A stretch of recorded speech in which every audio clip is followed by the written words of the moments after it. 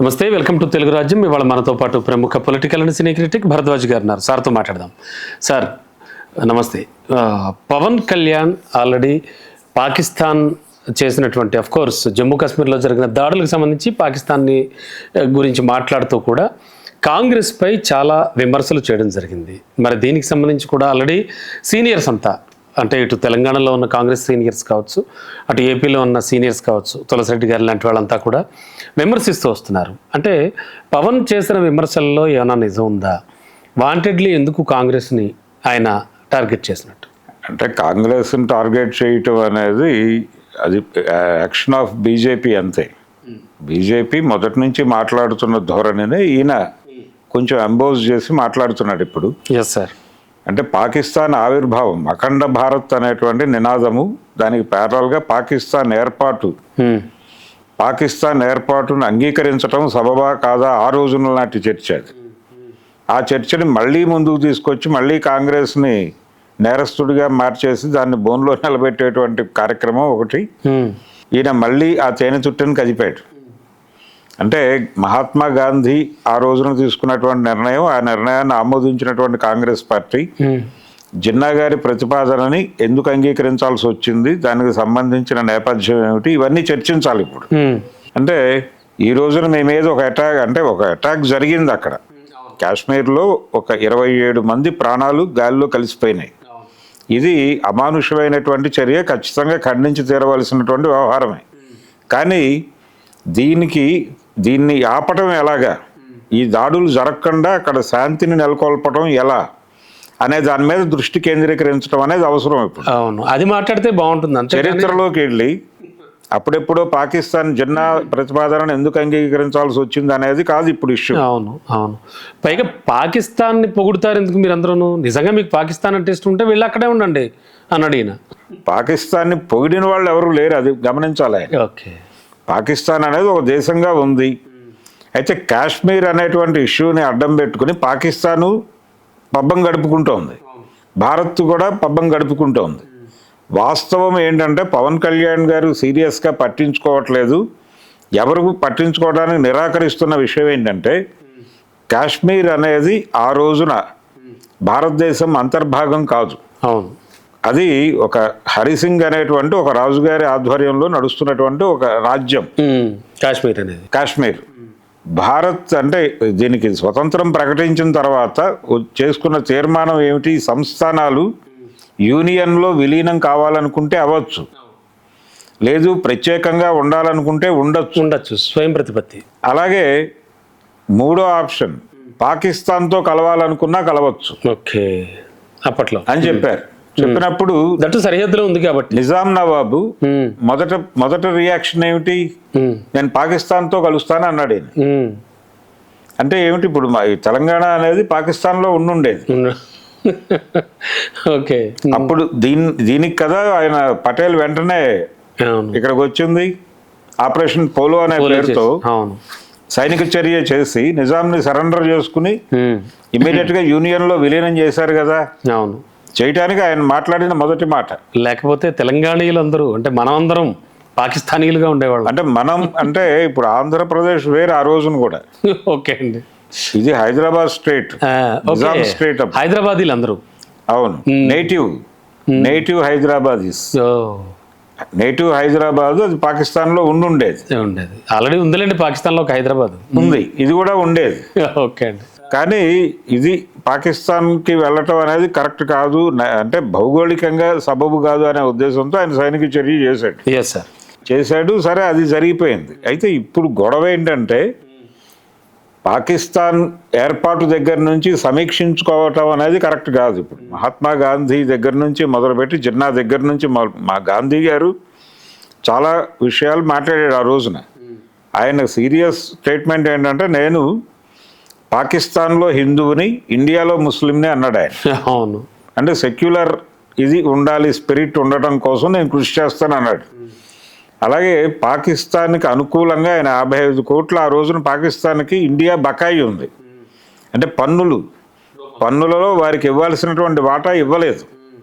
ఆ 55 కోట్లు ఇవ్వమని ఆయన నిరాహార దీక్షకు కూర్చున్నాడు గాంధీ గారు. జవహర్లాల్ నెహ్రూ గవర్నమెంట్కి వ్యతిరేకంగా. కాబట్టి ఆయన్ని పాకిస్తానీ అనుకూలుడిగా ఫోకస్ చేసి మాట్లాడటం, కాంగ్రెస్ పార్టీ పాకిస్తాన్కు అసలు పాకిస్తాన్ ఏర్పడడానికే వీళ్ళ సంతుష్టీకరణ విధానాలు కారణం అనేది ఆల్రెడీ భారతీయ జనతా పార్టీ కాదు, జనసంఘ్, హిందూ మహాసభ కాలం నాటి ఆరోపణ, గాడ్సే గారి ఆరోపణ అది ప్రత్యక్షంగా. ఓకే. అంటే సంతుష్టీకరణ రాజకీయాలు అంటే గాంధీ గారు హిందూ ముస్లింలకు ఏకకాలంలో ఏకైక నాయకుడిగా ఎదగాలని ట్రై చేస్తున్నాడు అనేది ఒక ఆరోపణ. అంటే ఎవరికి న్యాయం జరగకుండా, అన్యాయం జరగడం కాదు, ఇద్దరూ తన కాంపౌండ్లోనే ఉండాలని ప్రయత్నం చేస్తున్నాడు. ఆయన పుట్టుకరీత్యా హిందూ కాబట్టి హిందువులు ఎలాగో ఆయనతోనే ఉంటారు కాబట్టి కొత్తగా తన కంట్రోల్లోకి ముస్లింలను తెచ్చుకోవాలనుకుంటున్నాడు కాబట్టి హిందువులకు సంబంధించిన హక్కులు వాళ్ళకి ఎరవేసి వాళ్ళని మెప్పించి వాళ్ళని తన కస్టడీలో తన కంట్రోల్లోకి తీసుకునే ప్రయత్నం చేస్తున్నాడు. అందుకు హిందువులు నష్టపోవాల్సి వస్తుంది అనే ఆర్గ్యుమెంట్ ఆ రోజున హిందూ మహాసభ పెట్టిందే. ఓకే. ఇప్పుడు కొత్తగా పవన్ కళ్యాణ్ గారు చెప్పక్కర్లేదు. ఓకే. ఇవి రకరకాల పుస్తకాల్లో ఆల్రెడీ రాయబడి ఉన్నటువంటి వ్యవహారమే. ఇప్పుడు కొత్తగా ఈయన తవ్వి తీసి చెప్పక్కర్లేదు. ఈ దేశంలో ఈ రోజుకి ముస్లిం ఉగ్రవాదం ఉండటానికి కాంగ్రెస్ పార్టీ కారణం అన్నాడు ఆయన. అవును. ఇది ఎలా అంగీకరించాలి అనేది ప్రశ్న. ఇప్పుడు అక్కడ జరిగినటువంటి ఇన్సిడెంట్ బలవంతంగా శాంతి తీసుకొచ్చానని చెప్పాడు నరేంద్ర మోడీ గారు. ఎలా శాంతి తీసుకొచ్చారు? అక్కడ ఉన్నటువంటి ప్రజలతో చర్చించి వాళ్ళ సమస్యలు పరిష్కరించడం ద్వారా కాదు. ఇప్పుడు ఇన్సిడెంట్ జరిగిన తర్వాత ఒక 10 ఇళ్ళు తగలబెట్టారు అక్కడ. జరిగిన తర్వాత ఎవరు తగలబెట్టింది? సైన్యమే. ఎందుకు తగలబెట్టారు? ఆ ఇళ్ళ వాళ్ళతో ఆ కుటుంబాలలో గతంలో ఉగ్రవాదులుగా ఉన్నవాళ్ళు ఉన్నారు. అవును, కూల్చివేశారు ఇల్లు. అవును, అందుకని వెళ్ళి కూలగొట్టారు, తగలబెట్టారు, నానా బీభత్సం చేశారు. ఈ రెచ్చగొట్టే పనులు చేయటం వాళ్ళల్లో పెయిన్ రేపుతుంది కదా. ఈ వ్యతిరేకత ఇంకేదో దారుణానికి రూట్ వేస్తుంది. నెక్స్ట్ మళ్ళీ మరో దారుణానికి. ఎందుకంటే ఇప్పుడు వాళ్ళు వచ్చి పాకిస్తాన్ నుంచి వచ్చే చేశారు అనుకుందాం. నిజానికి ఆ చేసిన 5 అనే ఓ చర్చ ఉంది. అవును, ఉన్నప్పటికీ దానిలో లోకల్స్ కూడా ఉన్నారు అనేది నివేదిక. రెండోది, ఒక లోకల్ ఆర్గనైజేషన్ క్లెయిమ్ చేసుకుంది, రెసిస్టెన్స్ ఫ్రంట్ అనేటువంటి ఆర్గనైజేషను ఈ చర్య మేమే చేశామని ప్రకటించింది అధికారికంగా. అది పాకిస్తాన్లో లేదు, కాశ్మీర్లో ఉంది. కాబట్టి దాంతో కదా నువ్వు యుద్ధం చేయాల్సింది, పాకిస్తాన్ కాదు కదా. అవును, ఫస్ట్ ఇక్కడ జరుగుతున్నది ఏంటని చూసుకుని ఆ తర్వాత వాళ్ళ మీద నువ్వు రెసిస్టెన్స్ ఫ్రంట్, దానికి మద్దతు ఇస్తున్నటువంటి ప్రజలు, వాళ్ళతో డిస్కషన్లోకి వెళ్ళి ఎందుకంత కోపం ఉంది మీకు, ఆ కోపం పోగుబట్టడానికి కారణాలు ఏమిటి అనేది తెలుసుకుని అక్కడ మీరు కార్యాచరణ మొదలు పెట్టండి. చాలా సమస్య ఉండదుగా. అయితే వీళ్ళు కాశ్మీర్ని కార్పొరేట్లకు అప్పచెప్పడం కోసం, బలవంతంగా శాంతి తీసుకురావడం కోసం అనేక మందిని చంపారు. చంపి బెదిరించి నోళ్లు నొక్కి తీసుకొచ్చిన శాంతి అది. ఓకే, స్వచ్ఛందంగా వచ్చింది కాదు. ఆ పెయిన్ ఉంది వాళ్ళకి. ఆ పెయిన్ ఉండటం వల్ల ఇలాంటి సంఘటనలు జరుగుతున్నాయి. ఇలాంటి సంఘటనలు జరగకుండా ఉండాలంటే ముందు ప్రజలకి ఒక స్వేచ్ఛ కావాలి. ఆ స్వేచ్ఛ లేదు అక్కడ. ఓకే, ఆ స్వేచ్ఛ మీరు కల్పించగలిగితే, వాళ్ళు మాట్లాడి వాళ్ళ జీవితాలను వాళ్ళే మార్చుకునే పరిస్థితి తీసుకురాగలిగితే అప్పుడు ఒక ఆర్గానిక్గా అక్కడ ఒక పీస్ వస్తుంది. దాన్ని ఆర్గనైజ్ చేయడానికి ఏం చేయాలని మాట్లాడుకోవాలి. ఆ లోపం ఇప్పుడు జరిగిన సంఘటన కాంగ్రెస్ పార్టీ బాధ్యత కాదు, నరేంద్ర మోడీ గారు అనుసరించిన విధానాలే. డిప్యూటీ సీఎం గారు కూడా గ్రహిస్తే మంచిది అంటారు. అది ఆయన డెఫినెట్గా తెలియాలి కదా. ఆయన ఎప్పుడు చరిత్ర మాట్లాడితే అలాగే, నేను ఎప్పుడు అంటే నా చిన్నతనంలో నేను చదువుకున్నటువంటి పుస్తకంలో నుంచి మాట్లాడతానంటే అలాగే. ఎన్డీఏ ప్రభుత్వం ఏర్పడిన తర్వాత కాశ్మీర్లో జరుగుతున్నటువంటి పరిణామాలు ఏమిటి అనేది అబ్జర్వ్ చేస్తే ఆయనకు అర్థమవుతుంది. అవునండి. అండ్ ఐ థింక్ ఇప్పుడు ఎమ్మెల్సీ కూడా ఎవరో ఉన్నారు, ఆయన కూడా ఇలాగే వాళ్ళే ఎలా మాట్లాడుతున్నారు అంటూ కూడా మాట్లాడడం జరిగింది. కాశ్మీర్లో జరుగుతున్నటువంటి ఘటనకి కేంద్ర ప్రభుత్వం బాధ్యత అన్న వాళ్ళందరినీ పాకిస్తానీలు, పాకిస్తాన్కి వంత పాడుతున్న వాళ్ళుగా బ్రాండ్ చేయటం, అంటే పాకిస్తాన్ అనే బూచిని చూపించి ఇక్కడ ముస్లింలని లొంగ తీసుకోవటం అనే కార్యక్రమం అయిపోయింది. ఆల్రెడీ వాళ్ళు సరెండర్ అయిపోయి ఉన్నారు. వాళ్ళు అంటే ఇప్పుడు పరిస్థితి ఎలా తయారైందంటే, వాళ్ళు కొత్త మతం పుచ్చుకుంటే గుర్తులు ఎక్కువ అని రాశాడు ఆరుద్ర గారు ఒక చోట. ఆ పరిస్థితిలో వాళ్ళు రోజు ప్రార్థనాలయాలకి నల్ల బ్యాడ్జీలు పెట్టుకుని వెళ్తున్నారు. ఆ లెవెల్లో సరెండర్ అయి ఉంది ముస్లిం సమాజం. ఇంకా ఎంత సరెండర్ చేసుకుంటారు మీరు? ఇంకా ముస్లిం సమాజాన్ని కార్నర్ చేసి ఇంకా పాకిస్తాన్ గురించి మాట్లాడి కాబట్టి ఈ ధోరణి మారాలి. Definitely sir. ఈ ధోరణి మారి వాళ్ళలో భరోసా కల్పించగలిగితే ఇలాంటి దారుణాలు జరగకుండా ఉంటాయి. లోకల్ సపోర్ట్ లేకుండా యాక్షన్ జరగదు. పాకిస్తాన్ నుంచి ఉగ్రవాద సంస్థలు వచ్చినప్పటికీ అది ఆ రోజు అప్పటికప్పుడు జరిగింది కాదు, దానికి రెక్కి నిర్వహించారు, పెద్ద ప్లాన్ ఉంటుంది. అవును, జరుగుతుంది. అది జరిగినంత కాలం వాళ్ళు లోకల్గా భోజనం చేస్తారు, టిఫిన్ తింటారు, అక్కడ ప్లానింగ్ కి రెక్కి నిర్వహించాలి కదా వాళ్ళు. ఆ రెక్కి నిర్వహించడానికి వాళ్ళకి లోకల్ సపోర్ట్ ఏదో లేకుండా, సింపథైజర్ నెట్వర్క్ లేకుండా జరగదు. వాళ్ళు ఆ సింపథైజర్లు వీళ్ళతో అనుకూలంగా వ్యవహరించారంటేనే వాళ్ళలో ఎక్కడో పెయిన్ ఉంది అని అర్థం. ఆ పెయిన్ని నిర్మూలించగలిగితే నీకు లోకల్గా షెల్టర్ దొరకదు వాళ్ళకి.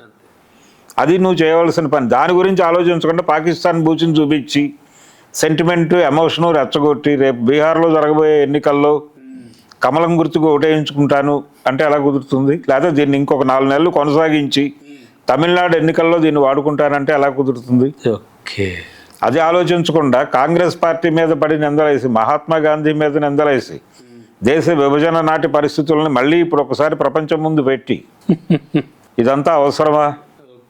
ఎలాగూ హరిహర వేమలలో ఆయన ఏదో మాట్లాడబోతున్నాడు, ఔరంగజేబే ఈ దేశానికి శత్రువు అని. అవును, కాబట్టి అది సినిమాల్లో మాట్లాడుకోండి మీరు. ఎలాగూ చావా అనే సినిమాలో అదే మాట్లాడారు.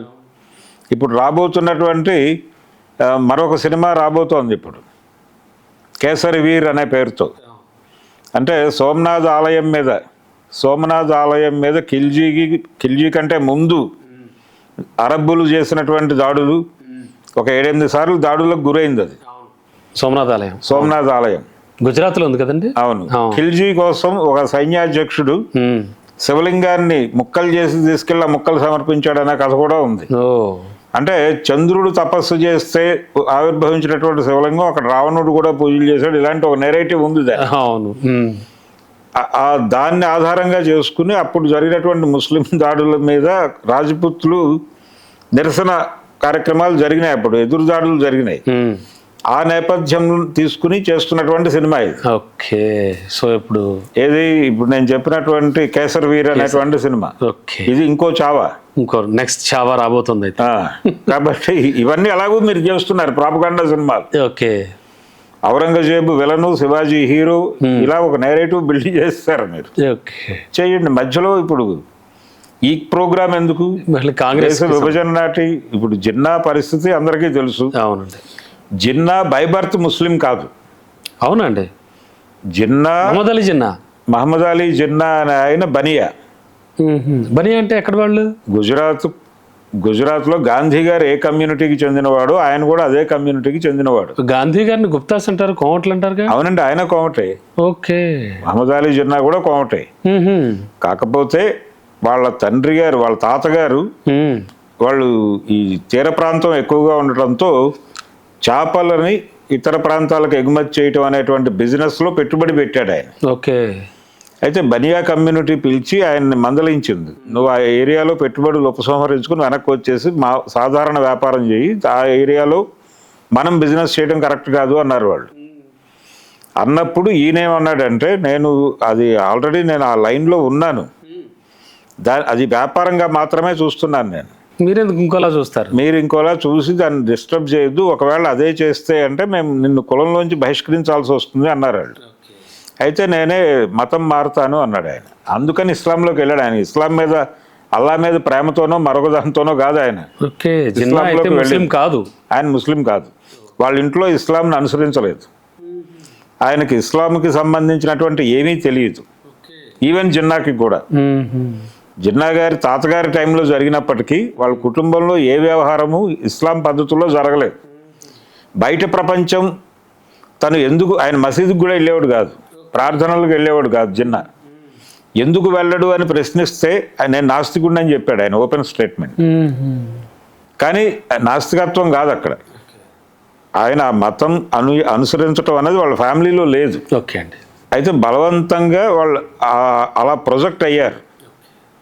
భారత జాతిపిత, పాకిస్తాన్ జాతిపిత ఇద్దరు ఒకే కులానికి చెందిన వాళ్ళు. Super sir, thank you sir, thank you so much. Thank you. Hello, Telugu రాజ్యం ఛానల్ చూస్తున్నారా? సామాజిక, రాజకీయ, జీవన చిత్రణే తెలుగు రాజ్యం. అతిశయోక్తులు అసత్యాలు ఉండవు. రాజకీయ కోణం కాదు, ప్రజా కోణమే కొలబద్ద. తెలుగు రాజ్యం వీక్షణ మీ ఉత్తమ అభిరుచికి నిదర్శనం.